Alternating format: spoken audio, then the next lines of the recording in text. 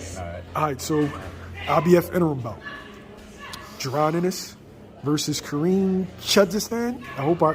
Karen, don't get mad at me, bro. Yeah, I know. I'm sorry. I don't think anybody said his name right at all. The fact we're calling him Karen now versus the Karen. Karen. You know, we're Karen. Yeah, progress. yeah, it definitely was progress.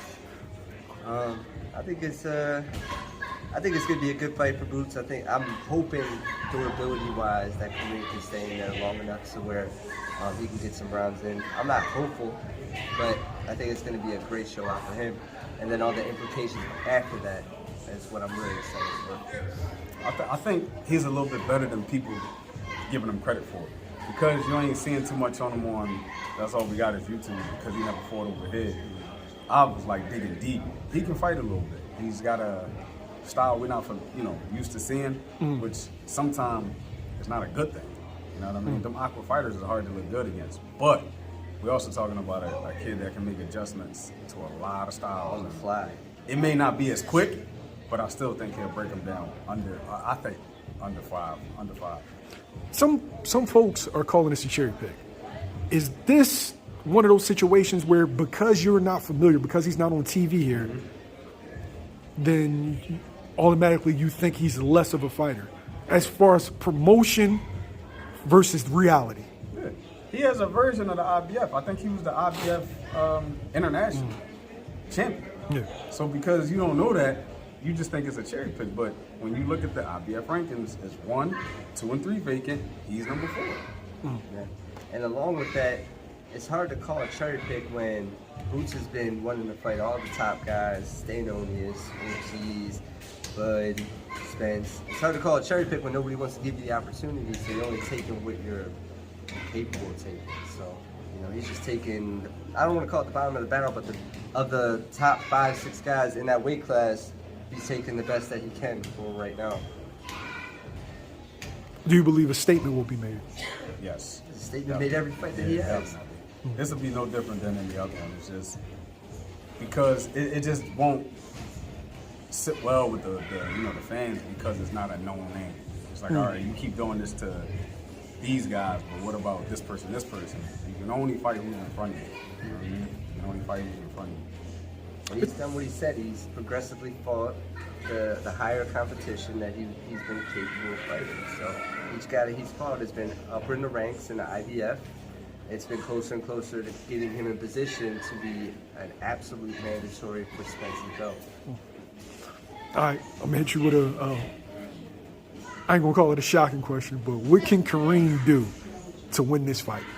And or what can Kareem do to improve his stock outside of winning this fight? I mean, the common answer, the obvious answer is go the distance. That's the only thing you can do to boost your stock is go the distance. But to win, I don't think there's anything he can do. Plus, we're gonna be biased. Like we're for Boots always, but on top of that, we're pretty logical too. I just don't see him having the ability to win.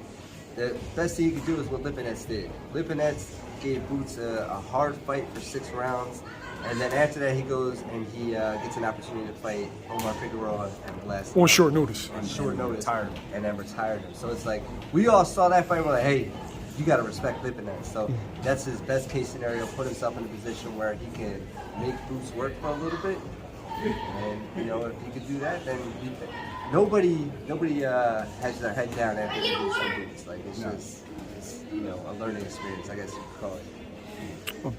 The so-called step-ups, right? You had Castillo Clayton and his people saying that Boots was avoiding them.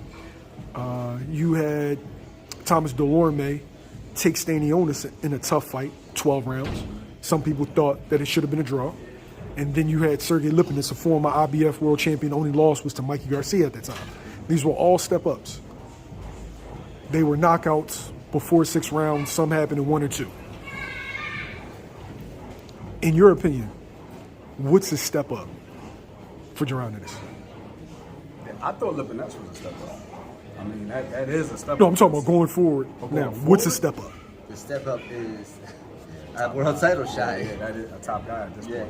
Because there's nothing left. Yeah, where else is he gonna go? He can't really sidestep anywhere.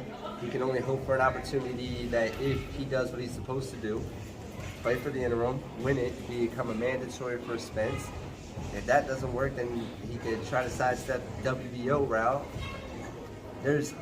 He's spinning wheels after that. Like, you don't really have another, like, everybody in boxing wants to see him fight the best now because we're familiar with him. He's on a pay-per-view undercard.